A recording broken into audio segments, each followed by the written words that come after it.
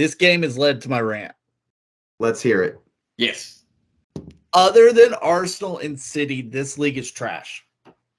This year, it's absolute trash. The Farmers. We are the Farmers. I'm sorry. Newcastle looked great today, but Spurs has no business giving up 6 goals in a game.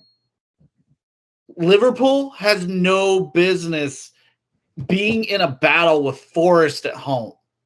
I'm looking down this list here. Palace going to Everton and not getting a goal.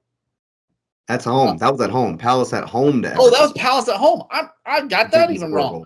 Wolves should have at least gotten a draw. Playing against Leicester. Leicester has looked horrible. And now they're out of the bottom. One win. They're out of the bottom. Exactly. And I know we've already talked about Arsenal, but Arsenal has no business only getting a point against Southampton. Now, I give Arsenal some leeway because of what's looming in the distance. But I watched these games this weekend, and I watched a lot more than I really do usually. And I came away and I said, you know what? We are the Farmers this year. We are absolutely the Farmers this year. Because, they talk about competition and parity and this, that, and the other. Okay, great. That's fantastic. But there's a bottom for a reason. That bottom should not be playing up to everybody else's level. And they have been. And that's not because of competition and parity. Those teams suck. We just saw in Europe how badly the Premier League is outside of City. West Ham, West Ham's on a run right now, and but they're not playing anyone. They're not playing anyone. Exactly. And it's just, I came to the realization this weekend. We are the Farmers. This is a terrible season for the Premier League. And I'm not even talking about the Chelseas or the Liverpools. I love watching Brighton. I think they're great. I love watching them. But, we talked about Spurs for the last 4 or 5 weeks. How are they in the top 4? How are they in the top 4? That's an indictment on the league. You watch that team, that is a one-man team. That is absolutely a one-man team. But yet they're battling for Europe. They should be being lucky to be out of the relegation zone being a one-man team. Chelsea is lucky to be out of the relegation zone because the league sucks so much. Yeah, I agree completely that Forest should not be giving Liverpool anything at Anfield. And this was a back and forth. 1-1. It was 1-0, 1-1, 2-1, 2-2, 3-2, and 3-2. It's interesting that, Patrick, you said that, and I support what you say, because I asked the question earlier. I had less sort of profound evidence than you, but I had an inkling. I was like, something feels wrong. And that's why I asked the question. It was about 3 weeks ago. I said, are we the Farmers? And the reason I asked the question is because literally everything you said, because there were teams that were beating teams. You're like, why is this team beating this team?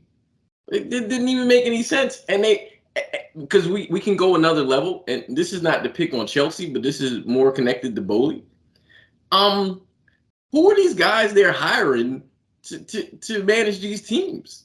Like who they brought, and I know the History FC thing wasn't a part of this. This was something we were talking about before we started recording, but they brought Roy Hodgson out the crypt. And I like Roy. I do like Roy. But my thing is that really where we are, where this guy is what you bring back for a team based in London to have any decency? Is there either a disconnection between the players and the manager that the sort of the gap is that big that they're struggling in that way? Or is football kind of down everywhere? And the reason I'm saying that is because if you look at Real Madrid and go look at them in their league, they're kind of like, And then Juventus, because I don't know if we talked about this. They got their points back. They got their points back. They are Oh, now they did? third Wow. place. They're in third place now. Third place, where they jumped Roma. Yeah. But here's the funny thing. Even when you took their points, they still were fighting for a Europa spot. So we're looking, and so Patrick, I agree with your point about the farmers, but are all the leagues farmers now? Did the Super League thing, I don't know if that was called, I can't remember what it's called. The Super League idea thing, did that cause or kind of expose where the leagues are in general? I mean, It's a great point. Go X. I think this year is kind of an enigma in and of itself. You have more matches being played closer together than any ever before on a lot of players, especially these upper teams that now have to go play deep into these seasons in multiple cups. It has to take a real toll on the player. Carlo Ancelotti just came out and said FIFA should be doing something to protect these players. Like when you see old coaches and old managers who have a vested interest in football in general, like Arsene Wenger, he left managing and now works solely for FIFA. Like they have vested interests in the game beyond themselves and beyond their club. And Ancelotti is probably going to be one of those guys as well. He has such a name in so many different spots. When you have people like that coming forward and being like, hey, we need to protect these players more because this match congestion at this season really is taking a toll in my club. Like we're struggling to keep these guys fit, to keep these guys healthy, to meet all the standards and meet the medical requirements that FIFA's now laid out for us. I think that really truly takes a toll. And you have to think about how many Premier League players played in that tournament. We had the most players play in that tournament. So we are going to feel it the most. Like just we're going to feel it the most.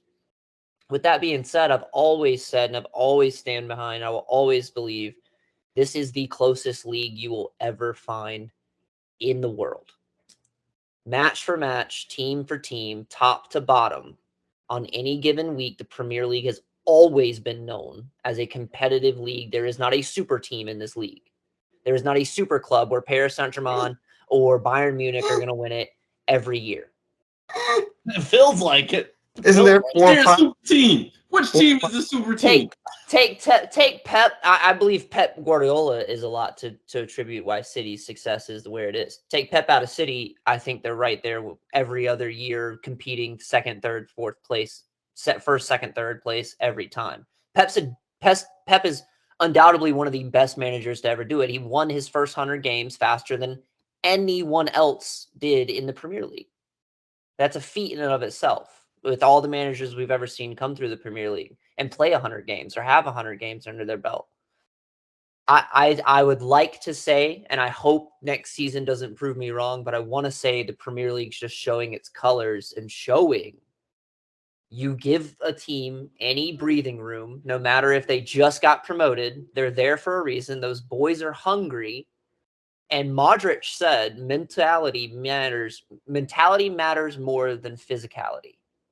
If you have the mentality to win, if you have the mindset to win, the know-how to win, and the players' ability to figure out and problem solve on the field to win, you're going to see that happen over physicality every day of the week. Mental beats the physical in the game of soccer. That's what makes it beautiful.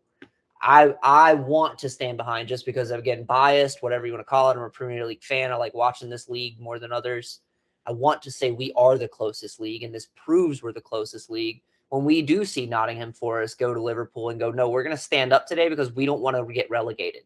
We don't want to go down. You have nothing to play for. You already trashed your season. We're trying to save ours. Here we are. Beat us if you can. And that's what I want to lay the hat on. Not, oh, Liverpool's this accoladed team out and they have Jurgen Klopp and they spend $100 million. Yeah, sure. But money doesn't matter over mentality. Every day of the week, you can play players who get a paycheck, who don't care about the rest of their season, versus the scrubs on the side of the road whose bus isn't worth, like when you have one player worth more than that entire club, and they have the mindset of, no, we don't want to lay down this week or go down in this league. We want to be here next year.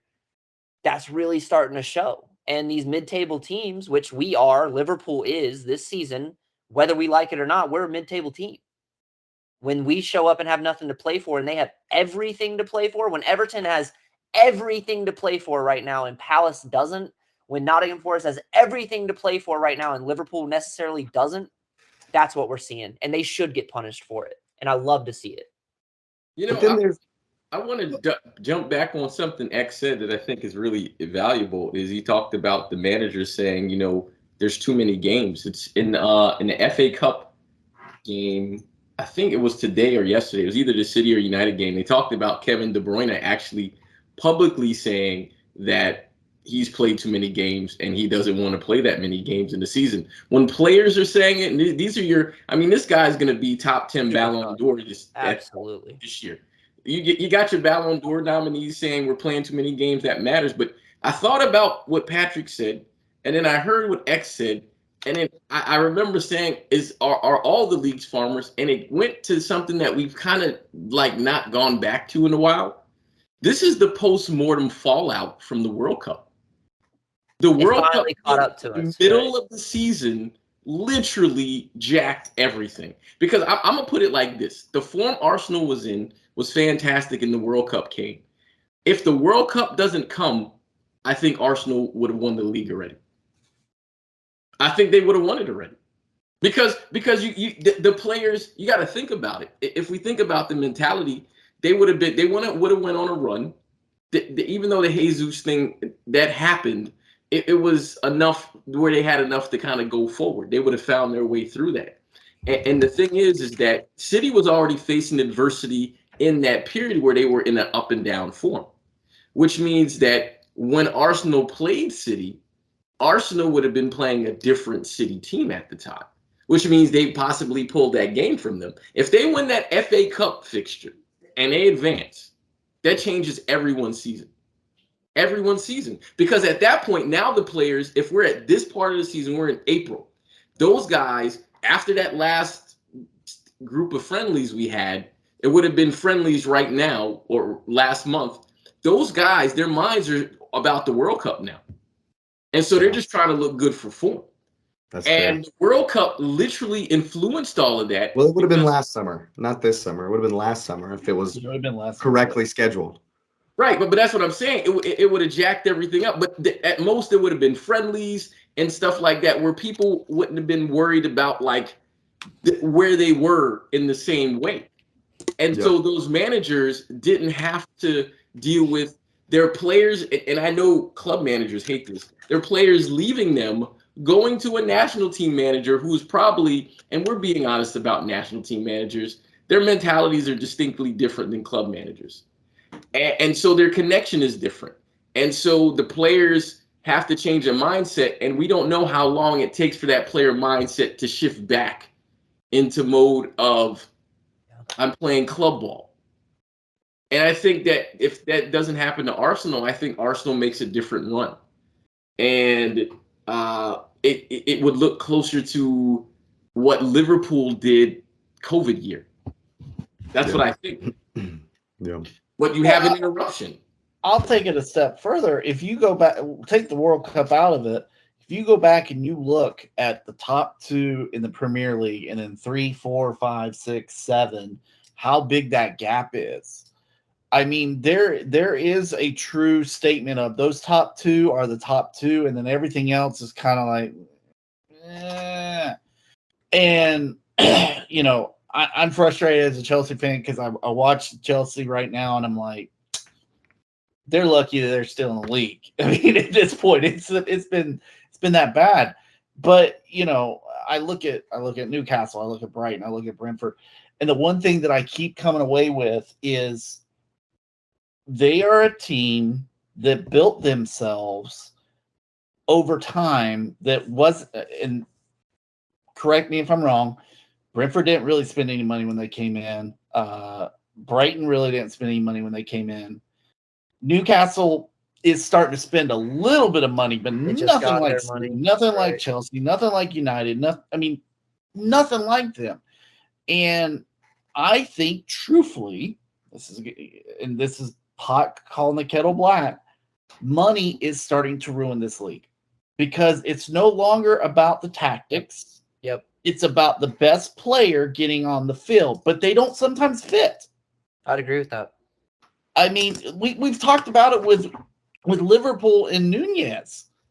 He doesn't fit. He's They're gotten making better. it work. I It's still getting better. stand behind the fact we should They've have bought gotten Darwin. better. I Huh? stand behind the fact we should have bought Darwin. But anyway, no, you're right. He doesn't fit the system, but he's 60, Yeah. $70 million. You would think $60, $70 million player would fit any system. Like 10 years ago, you would have put a price tag of $70 million on any player in the Premier League. They would have laughed at you. They'd have been like, haha, keep him.